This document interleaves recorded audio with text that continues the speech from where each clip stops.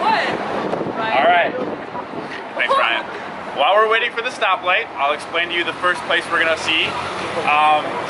It'll be a little farther down. It's called Eyre Square. Come on in. It's a pretty historic area here in Galway. It was originally gifted to the city in 1710 by the current mayor, who had the last name Eyre. That's why it's called Eyre Square. He was also the recorder of Galway. Does anyone know what a recorder does in court? Can anyone tell? Do they like record what everybody's saying in the court? Not quite. You might think so. That's what a scribe does. A recorder helps people prepare for the trial and also helps the judge give proceedings over the trial and sort of make their decision. So he was a pretty big deal. He's actually buried at one of the churches here in Galway City. The square itself was actually renamed to the John F. Kennedy Square after a speech he gave sort of supporting Ireland and their emigration to America. And so we'll see that a little bit. Life could be a dream, life could be a dream. Do, do, do, shaboom. Life could be a dream.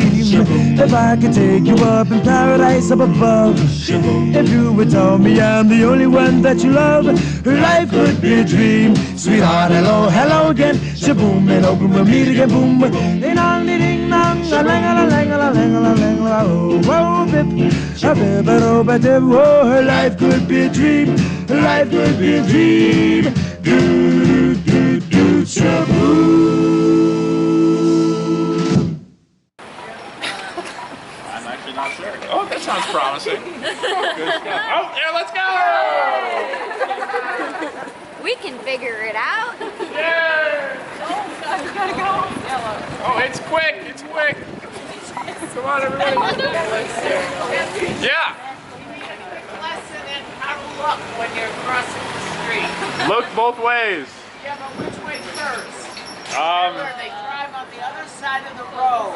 so look left. And then right. Left. Right. You're right. Oh, I was thinking if I'm here, I'm looking left. That's on me, homie. I steered you right. We should have looked right.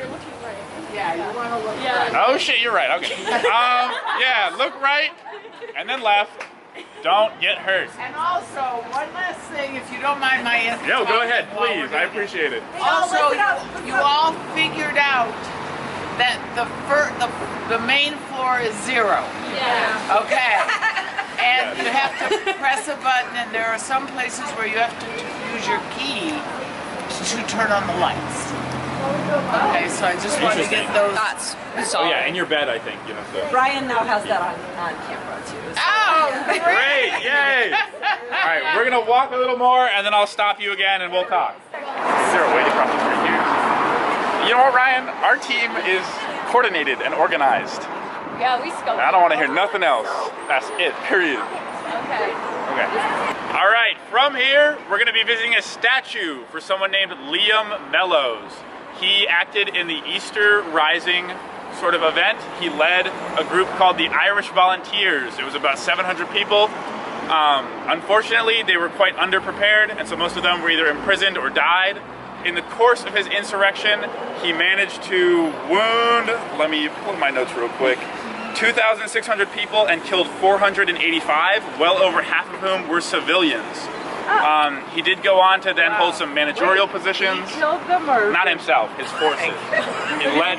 What's your pronoun? Yeah, you're right. My bad. You're right back about the air. You feel it here, isn't it? Sorry. I know. Jesse, I would pay you. Thank you. I would pay you as well. I would definitely pay him. You know what? Even if he doesn't know what he's doing, he's Enthusiastic, and I believe Try my best. Therefore, I believe you. All right. So, as a reminder, here is the statue of Liam Mellows. He was the Easter Rising leader who has forces killed over 480 civilians and wounded 2,600 others.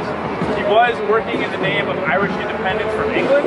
So my controversial question for you at this location in just a second is, please choose a side to stand on based on your belief.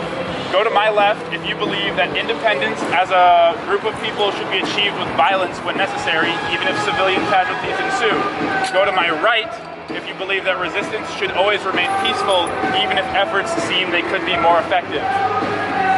It's a spectrum, so feel free to also be somewhere in the middle. I'm in the middle because I would love to be on peace's side, but I know that it's not always possible at this point in life. Okay. So it's something we should strive for, but I don't think it's completely possible. Okay, so in case you didn't hear, Rose said that while she believes peace would be ideal, it's not always going to be what gets the job done, so sometimes it is necessary to use other measures. Would anyone else? Peace and war are intertwined. That's true. Whoever this is really dropped some knowledge. You're in our group. Yeah. And you, the rest of it. Wait, do you live here? You live here? I feel like civilian casualties are always like bad.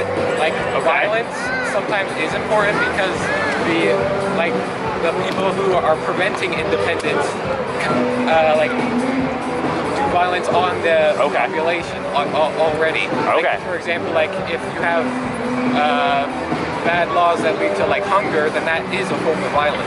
Can I comment?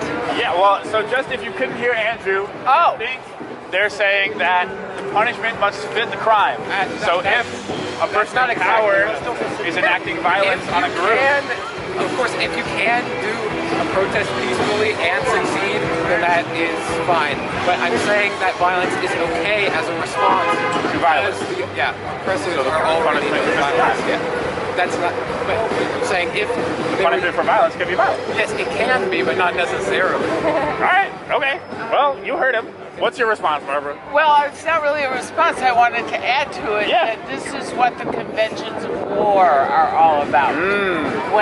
When they set up these conventions where, you know, how to treat prisoners, what they think about torture, because they like Rose and I think recognize that peace doesn't seem to work. All peaceful responses don't work.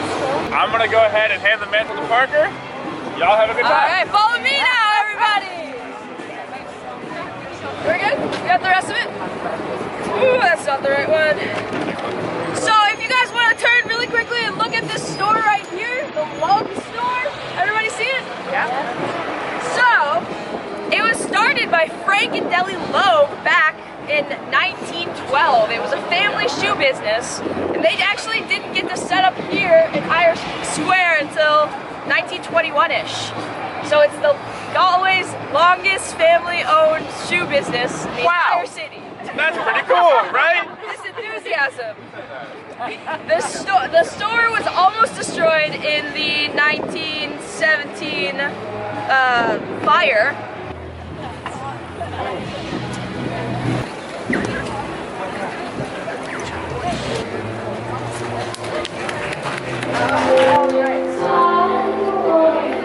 I'm gonna over-talk and hope that I don't mess her up, but you got this. You got it. Yeah, you wanna like? Yeah, let's get close. We can go this way. Down the alley. Down the alley. Let's go. All right. Well, we're gonna. Oh, this is actually. Here's what's planned. This was what we were going to do from the jump. Everything is going as planned. Okay, so we can't see it right now, but if you guys take a peek over your shoulder over there, there are two bronze cast statues. One is of Oscar Wilde. The other is of this Estonian author named Edward Wield. They were created by... I was in the way. Okay. It was created by an Estonian artist named Tiu Kipuri. Yeah, and gifted to Ireland in 1999 when Estonia joined the European Union. Oscar Wilde and Edward Wield, they never really met in real life. That's why the juxtaposition of the statue is kind of funny. But Oscar Wilde himself has a lot of significance to Ireland. His family was born and raised here, and he's renowned as one of the greatest writers of all time, the Lord of Language, as some call him. You agree that charity is rooted in self-interest, is still charity, then come over onto this side. If you think that charity that is rooted in self-interest is not charity, come to this side. It looks like we got a lot of gray, a lot of people in the middle. Why? Put your head on my shoulder, whisper in my ear, baby, words I want to hear, baby,